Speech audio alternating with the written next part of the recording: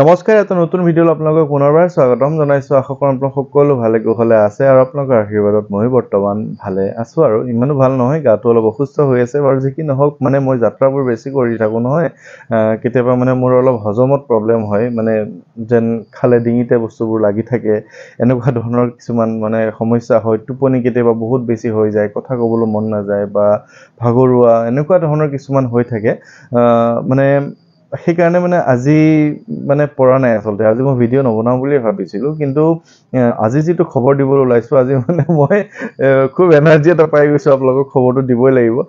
খবৰটো আহিছিলে বাইহাটা চাৰিআলিৰ পৰা। আচলতে এগৰাকী বাইদেউ, তেখেতৰ ঘৰত মই গৈছোঁ, বৰ্ণালী বৈশ্য বাইদেউ। তেওঁ আচলতে খুব বেছি চিন্তাত আছিলে, কাৰণ তেখেতৰ 13 বছৰীয়া কন্যাগৰাকীক, ছোৱালীগৰাকীৰ এটা ব্যক্তিগত কিবা এটা মানে অপাৰেশ্যন কৰিব লগা আছিলে, যাৰ বাবে তেওঁলোক একদম মানসিক শাৰীৰিকভাৱে যথেষ্ট ভাগি পৰিছিলে। কন্যা শিশু যিহেতু 13-14 বছৰ হৈছেহে, যদি এতিয়াই যদি মানে এটা ডাঙৰ অপাৰেশ্যন কৰিব লগা হয়, মাক দেউতাকৰ অৱস্থা কি হ'ব পাৰে আপোনালোকে নিশ্চয় গম পায়।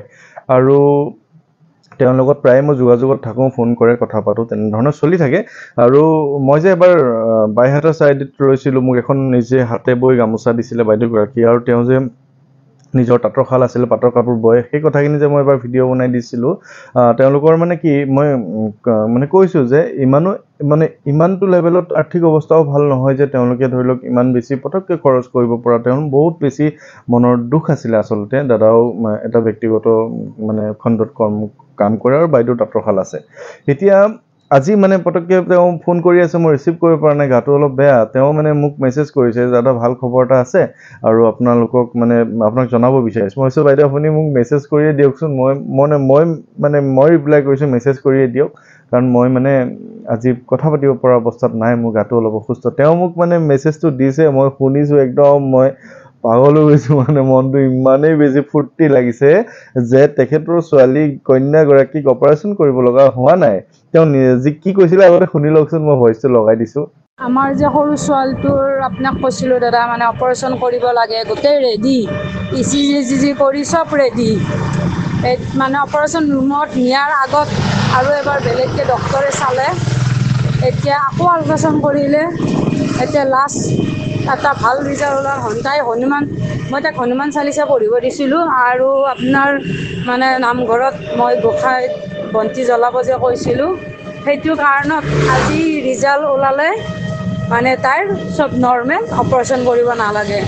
সেইকাৰণে আপোনাক অশেষ ধন্যবাদ জনাইছোঁ, আৰু ভগৱানৰ ওচৰত সদায় চিৰকৃতজ্ঞ হৈ থাকিম। মই হনুমান পিতাই তাইক সেই অকণমানি ছোৱালী, 13-14 বছৰীয়া ছোৱালী এজনীক সকলো বেমাৰ আজাৰৰ পৰা যেন ভাল কৰে। কথাটো এনেকুৱা হ'ল যে তেখেতে অপাৰেশ্যন কৰিবলৈ সাজু হৈ গৈছে। আজি অপাৰেশ্যনৰ ডেট, গোটেইখিনি যাৱতীয় কাম কাজখিনি হৈছে, মানে গোটেই মেচিনখিনি ৰেডি কৰিছে অপাৰেশ্যনৰ কাৰণে। অপাৰেশ্যন থিয়েটাৰ তেওঁলোকৰ ওচৰলৈ লৈ গৈছে, মানে তেওঁলোকক লৈ গৈছে অপাৰেশ্যন থিয়েটাৰত, মানে আজি গোটেইখিনি কাম সম্পাদন হ'ব। তাৰপিছত বোলে কোনোবা এগৰাকী ডাক্তৰে আকৌ টেষ্ট কৰিব বিচাৰিছে, যে তেখেতৰ টেষ্ট কৰাৰ পিছত ৰিজাল্ট কমপ্লিট নৰ্মেল, কোনো ধৰণৰ অসুবিধা নাই। ছোৱালীগৰাকীক, কন্যাগৰাকীক অপাৰেশ্যন কৰাটো দূৰৰে কথা, কোনো ধৰণৰ অসুবিধাই নাই বুলি ঘূৰাই পঠাই দিলে। তাৰ আগতে কিমানবাৰ টেষ্ট কৰিছে তেওঁ, সেই ধৰি লওক টিউমাৰৰ নিচিনা কিবা এটা ঘটনা আছিলে। গতিকে আপোনালোকে ভাবক যে ভগৱানৰ কৃপা কেনেকুৱা। আপোনালোকে ভাবিলে আচৰিত হ'ব যে হনুমানজী এনেধৰণে আপোনালোকক কৃপা কৰে, ইয়াত মোৰ কোনো ধৰণৰ অৱদান নাই। গোটেইখিনি তেওঁলোকে নিজে কৰিছে, ভগৱানক স্তুতি কৰিছে, নিজে প্ৰাৰ্থনা কৰিছে, নিজে চালিচা পঢ়িছে, নিজে, বা আজিও তেওঁ কৈছে যে হনুমানজীৰ চালিচা তেওঁ মাতি আছে, মানে যিখিনি সময়ত অপাৰেশ্যনলৈ নিব লগা হৈছে, মানে তেনেধৰণৰ পৰিস্থিতিত তেওঁ ভগৱানক মাতিছে। আৰু হনুমান প্ৰভুৱে তেওঁলোকৰ গোটেই অৱস্থাটো বুজি, কণমানিজনীৰ কথাটো বুজি, গোটেই কথাখিনিত তেওঁৰ দ্বাৰা যিখিনি কৰিব পৰা যায় হনুমানজীয়ে তেওঁ কৰি দিছে। আৰু সেইটো এটা খুব বেছি আনন্দৰ বতৰা, আচলতে গোটেই অসমবাসীৰ বাবে আনন্দৰ বতৰা।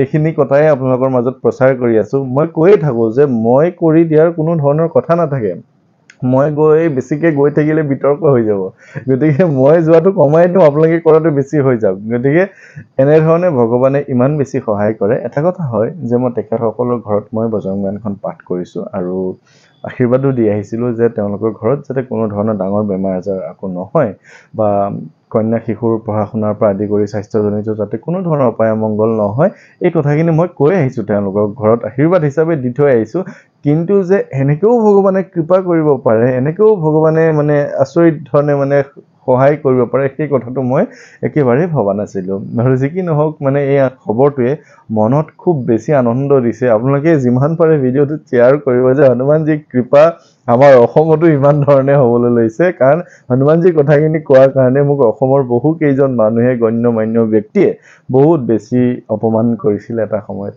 বহুত কিবা কিবি কৈছিলে এতিয়াও কৈ থাকে নিৰ্দিষ্ট কিছুমান ধৰি লওক আমাৰ ইয়াতে ধৰি লওক আছে নহয় যে গোৰামী কিছুমান আছে তেওঁলোকে মোক বহুত বেছি কিবা কিবি কৈ থাকে বৰ দুখ লাগে কেতিয়াবা কিন্তু মইতো কেতিয়াও কোৱা নাই মোৰখিনিয়ে মানি লওক কিন্তু পাৰিলে তেখেতৰ চৰণত যাওক হনুমানজীয়ে আপোনালোকক সহায় কৰিব গতিকে অসমখন পৰিৱৰ্তন হৈছে আপোনালোকৰ মনবোৰ পৰিৱৰ্তন হৈছে এতিয়া সেই বাইদেউগৰাকীয়েহে জানে তেওঁৰ অৱস্থাটো আজি কিমান আনন্দময় তেখেতৰ পৰিয়ালটোৱে জানে আজি মই যিমান ফূৰ্তি পাইছোঁ সেইটো একো ডাঙৰ কথা নহয় কিন্তু তেওঁ কি পাইছে সেইটো তেওঁক সোধক আপুনি বা তেওঁৰ আনন্দখিনি আপুনি মানে মনত ফূৰ্তি আজি আপোনাৰ ভাল লাগিছে কিন্তু তেওঁৰ অনুভৱখিনি কেৱল তেওঁহে পাইছে গতিকে আপোনাৰ দুখ হৈছে আপুনি অনুভৱ কৰিব পাৰিছে আপোনাৰ বিপদ আপদ হৈছে আপুনি অনুভৱ কৰিব পাৰিছে আপুনি সুফল পাইছে আপুনি অনুভৱ কৰিব পাৰিছে কোনো বেলেগ এজন ব্যক্তিয়ে সেইখিনি অনুভৱ কৰিব নোৱাৰে গতিকে আপোনালোকৰ কাৰণে পটককৈ ওলাই আহিলোঁ ভাল হওক সকলোৰে আৰু সেই বাইদেউগৰাকীয়েতো মোক কোৱা মতে তেওঁতো